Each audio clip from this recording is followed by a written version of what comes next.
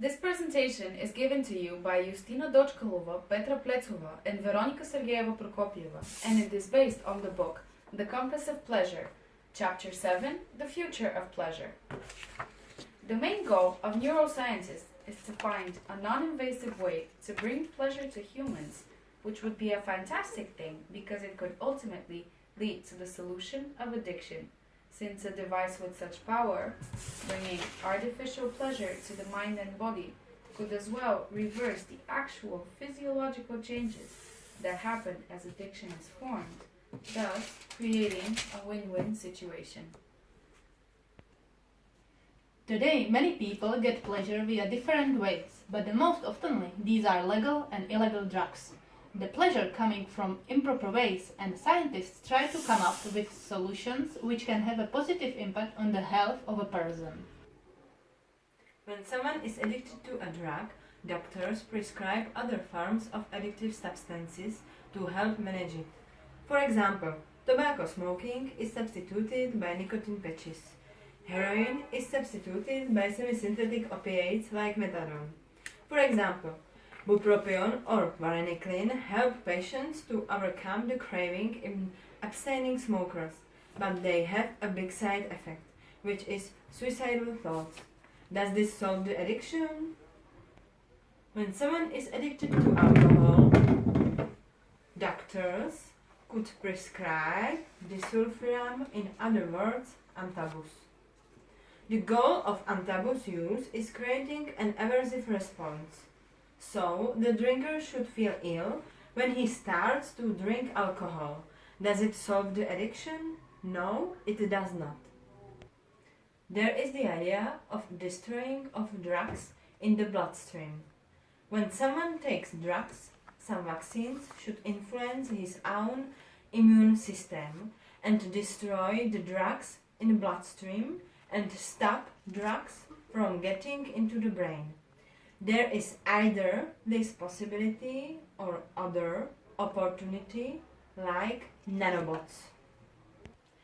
Will we have other sense which will manage our behavior, cognitive processes and pleasure?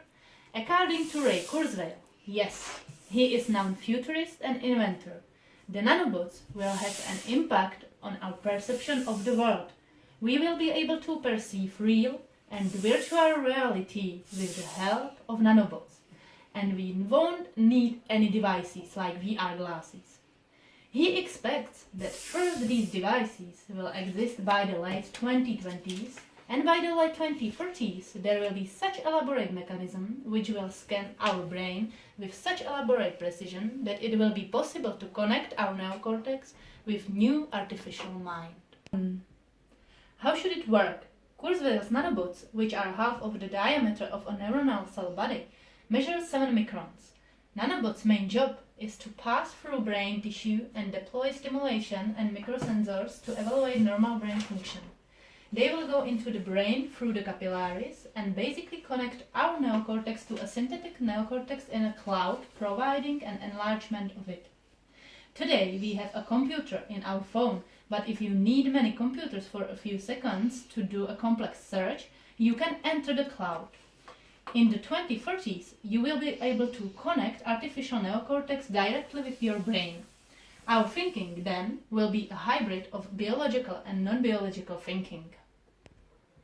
Since the complexity of the brain is so vast, we can never be too sure on how this device should actually work. The pleasure system in the brain contains dopamine neurons alongside glial cells and other non-dopaminergic neurons, so the function needs to be highly localized.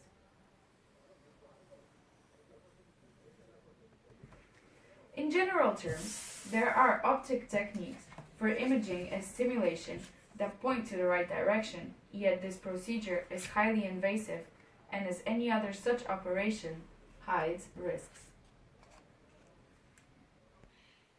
Nevertheless, the hardest thing to imagine in this future is not so much the technology that hides behind it, but the social, political, treatment, or legal problems that could come with it. Up until this point, we have 2 legal drugs that can both cause strong addictions, like alcohol and nicotine, And from there on, any other drug like cocaine, heroin, or amphetamine is illegal. So this opens the question of how should we view addiction, since we know that addiction is not just a lack of will, but people can actually have a biological disposition to it. Today, people with drug addictions, or behavioral ones for that matter, like gambling or sex, are more likely to be punished but not treated. If there was actually a way, like putting on a baseball cap and having a world of pleasure at the tip of your fingers, what would it be left for people to want? How would this be regulated? Most importantly, if we can cause ourselves the pleasure of an orgasm at any point without needing to have sex, could this lead to the extinction of mankind?